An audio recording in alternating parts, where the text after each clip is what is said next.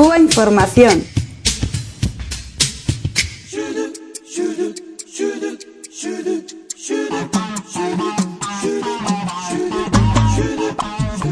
Tenemos aquí delante una interesante entrevista que Juventud Rebelde le hiciera a Gladys Bejarano, que como ya dijimos es la Contralora General de la República de Cuba. Ha dicho cosas muy interesantes, así que vamos a hablar sobre esto.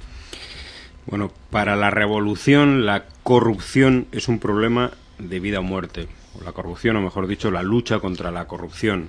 Es una de las frases, yo creo que resumen un poco esta entrevista que le hace el diario Juventud Rebelde, diario cubano, a la Contralora General de la República. Esta institución nueva en Cuba, porque yo no sé si tiene un año, año y medio o algo así, que es una institución creada precisamente para el control de las finanzas públicas, para el control de la empresa pública y fundamentalmente para la lucha contra este mal que indudablemente pues está en la sociedad cubana, en la economía cubana, que es la corrupción, ¿no? Se está luchando de una manera muy fuerte, de una manera además cada día más abierta, hay que decirlo, ¿no?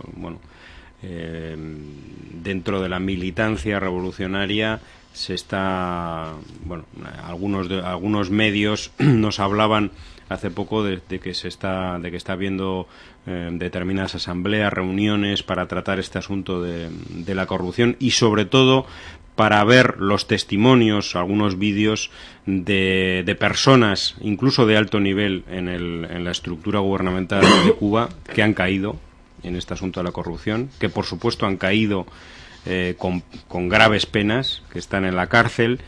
Y pues desgraciadamente tenemos que hablar de esto porque es una parte de la realidad de Cuba y una parte de la lucha del pueblo cubano, ¿no? Y recomendar la lectura de esta interesante entrevista que titula el diario Juventud Rebelde "Ningún acto de corrupción sucede en un día". Lázaro, tú has leído esta entrevista, ¿qué te ha parecido?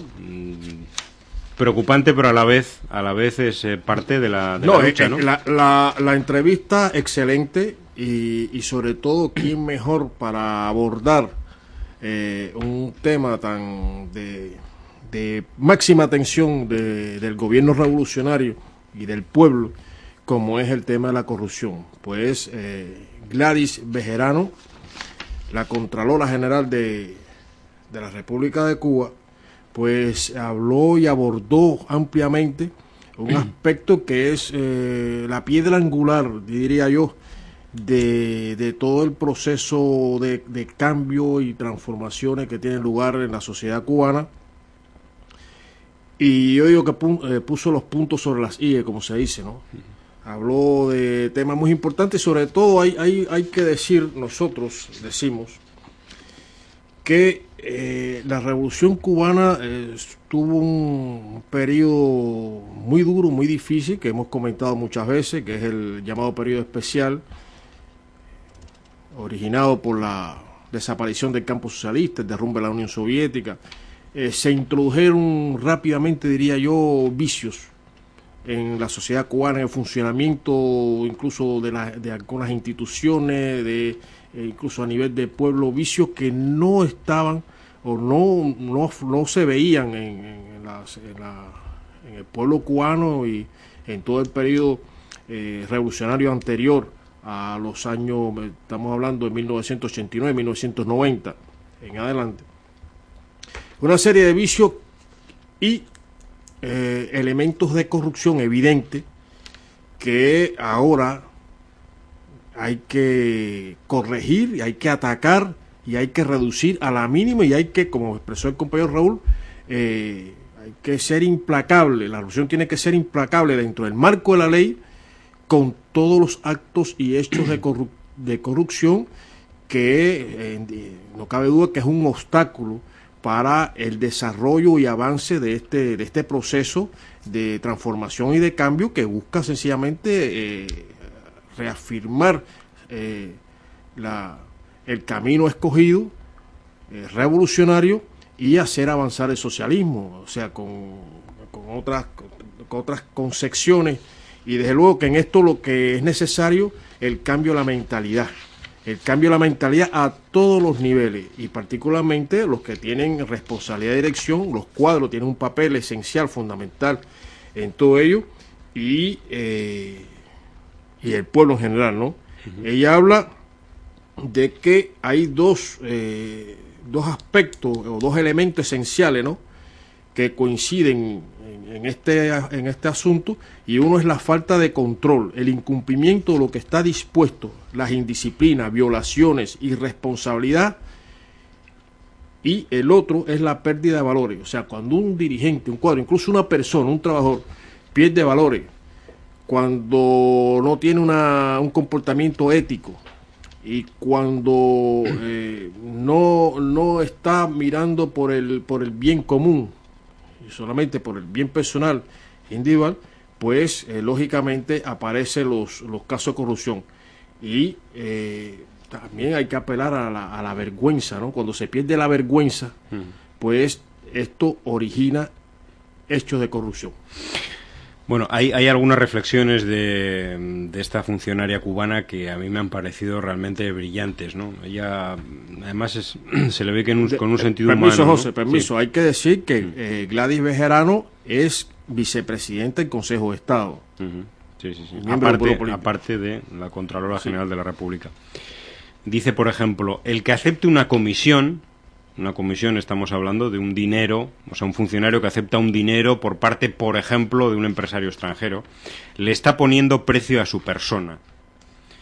Si a uno lo compran, por ejemplo, por un aire acondicionado, es como si lo canjearan precisamente por esa cosa, ¿no? Está aceptando su inmoralidad y su indignidad, ¿no? Hace algunas reflexiones realmente interesantes. Otra que me ha resultado curiosa, dice... Dice, lo que sucede es que nosotros nos hemos acostumbrado a que todo sea de todos. Dice, me encantan las palabras nosotros, somos, etcétera, pero a veces abusamos de ellas y hay cosas en las que somos, pero hay otras que son tuyas, mías, de él, de ellas. Son conceptos importantes, ¿no? Porque estamos hablando aquí muchas veces del sentido de la propiedad social, del sentido de lo público, ¿no? de la empresa pública, que finalmente hay que recordar, Cuba es un país de economía socialista donde lo público es precisamente lo más general, lo más generalizado, ¿no?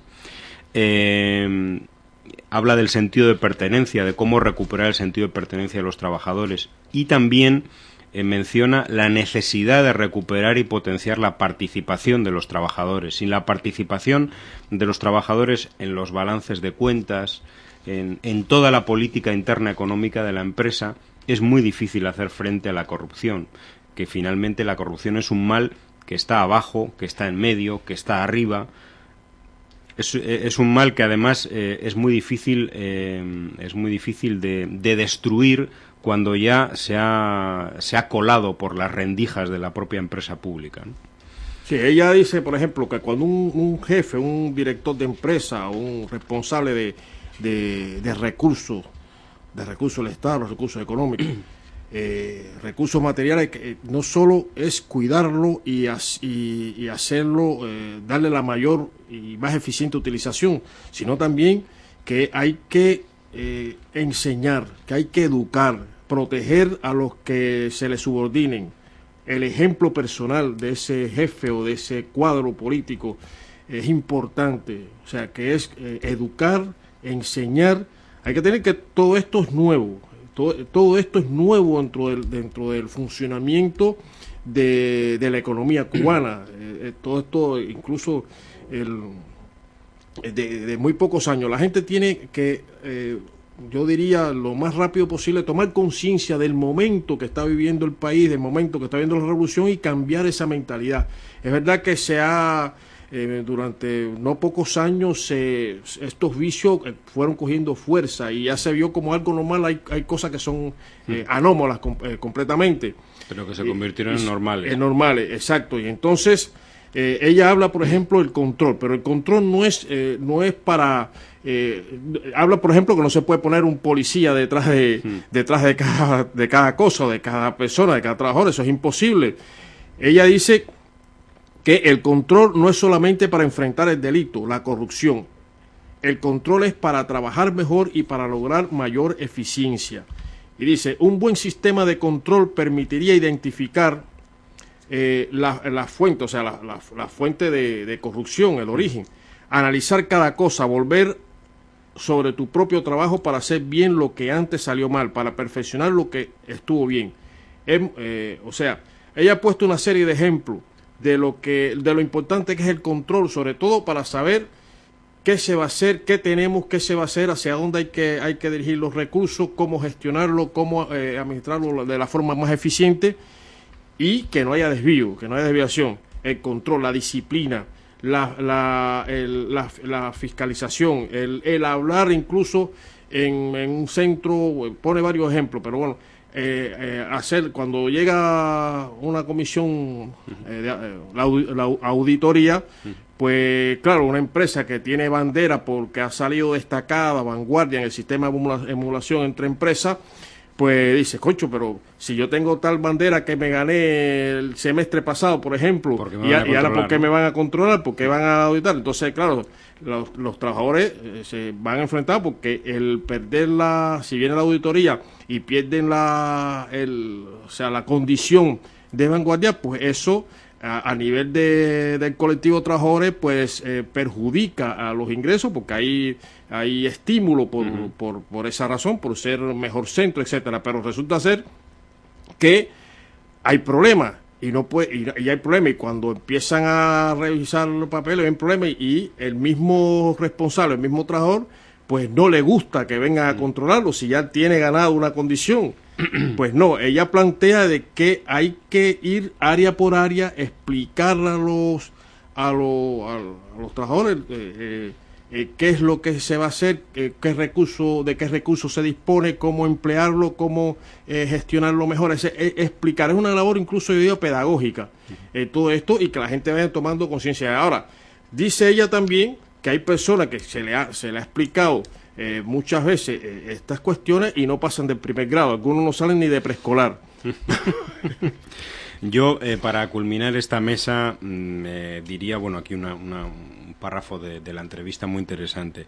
Dice el periodista, ella, Bejarano, confía en el ser humano, admite el error, reconoce la voluntad de quien quiere rectificar y hacer bien las cosas. Sin embargo, sostiene la entrevistada que se debe ser implacable con el que miente, esconde, disimula o se cree intocable en la empresa pública cubana, porque lo que está en juego es la misma revolución.